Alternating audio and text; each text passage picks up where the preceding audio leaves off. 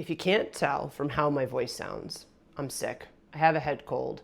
And being sick has had me thinking about how it would be good to share my tips for how to navigate training while you're sick. Number one, being sick is always a setback. Always.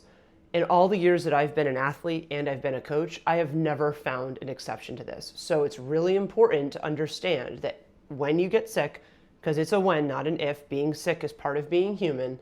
When you get sick, you will have a setback in your training. That's thing number one. Thing number two, when you do get sick, you need to admit that you're actually sick. If I had $1 for every time an athlete told me that they were under the weather or just having allergies, I wouldn't have to work full time anymore. But we don't like being sick. That's why we don't like admitting it. It's why we use these other terms to say what's going on or to try to get around or as if that's somehow going to make it different. It doesn't. If you're sick, you're sick. Admit it, and then we can move on to the next step, which is to determine what level of sick are you? Or do you have a minor illness or do you have a major illness? A minor illness would be something like a head cold or allergies or a sinus infection or maybe even an ear infection. And what these things have in common is that the symptoms are contained literally within your head. So not in your head like making it up, but literally they're contained within the physical head.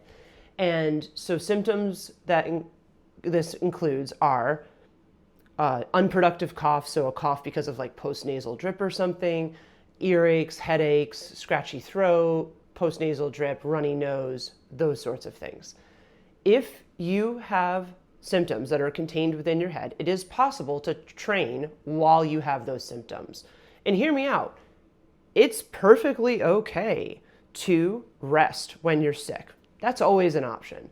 But it's also an option if your symptoms are within your head to exercise through that. But if you're going to exercise through it, you then have to modify your training. You need to modify the volume of your training, which could be the duration or the distance of what you're intending to do. And you also probably should be modifying the intensity. So you either want to modify volume or intensity or both if you're sick. And how we can do that is to, for example, if you're sick and maybe you have a speed workout on your calendar, it's probably not a great idea to do that speed work. Instead, reduce the overall distance or duration that the workout was planned for and scale back the intensity. And a lot of times what this looks like is that we're removing almost all intensity from workouts when an athlete is sick.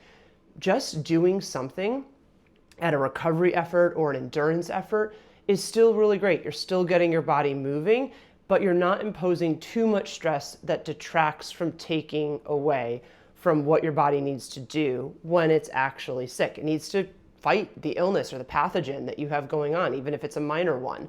And we don't want to overly stress the system. So reducing the volume, reducing the intensity helps accomplish that. But what happens if you are severely sick? Severely sick includes things like COVID-19, influenza, actual influenza. So many people say they have the flu when they really have a cold.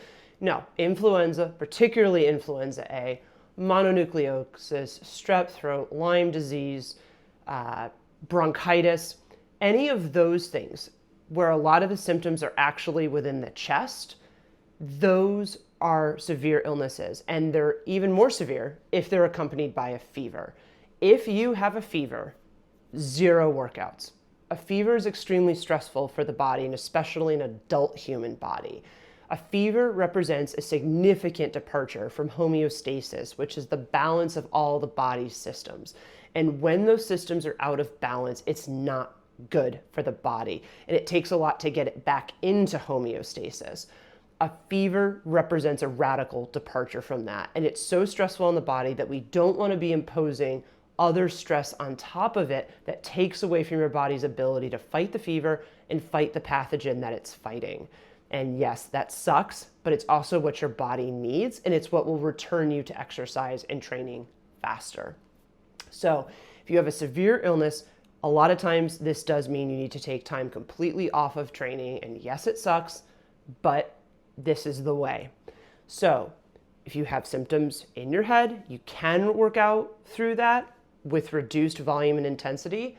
And if they're in your chest, or if it's a severe illness, or if you have a fever, no. And this includes if you are on fever reducing medication. Just because you're no longer having a fever because you're taking Tylenol or something like that doesn't mean that your body isn't actively sick and actively fighting it. You're just reducing the symptoms, not what's actually going on. So you need to wait until you're clear of a fever without fever reducing medication before resuming exercise. And then when we're through the illness, what does that look like?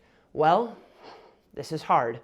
In my experience, it takes at least twice as long as when an athlete was sick for them to return to where they were before they got sick. Because remember, illness is always, no exceptions, a setback. So let's say, for instance, you were sick for a week. That means that it's going to take you 2 weeks from the time that you stopped being sick to return to your fitness status before you got sick, at least that time. So that's a total of 3 weeks from the time you got sick to the time you can expect that you might be able to be back at that starting fitness level where you were before you got sick. And yes, this sucks. It's okay to say that out loud, but it's also true, and not wanting it to be true doesn't change the fact that it is true. So have this expectation in your mind that it will take at least twice as long as you were sick to return to where you were before you got sick. So this means that we need to regress workouts post being sick to probably several weeks, where you were before you got sick. So looking back on your training plan, you're going to want to repeat some of the workouts that you did 2 to 3 weeks before you got sick in all likelihood, and then start to slowly build that fitness and your capacity for training back up again. And that is a really frustrating thing, especially if you've worked really hard to get to that level of fitness, but trying to shortcut or rush this process is not going to work. In fact, it's just going to set you back further. So the key points here are to acknowledge that you're sick, understand that being sick is an automatic setback to training, modifying training as appropriate to include complete rest while you're sick, and then modifying workouts volume and intensity when you get back from being sick so that you can build back up to where your fitness was before you got sick. How have you navigated being sick and training? I'd love to hear about it in the comments. Thank you so much for watching. Please like and subscribe, and let me know what else you'd like to talk about, or if there's anything else about being sick that you'd like to hear about.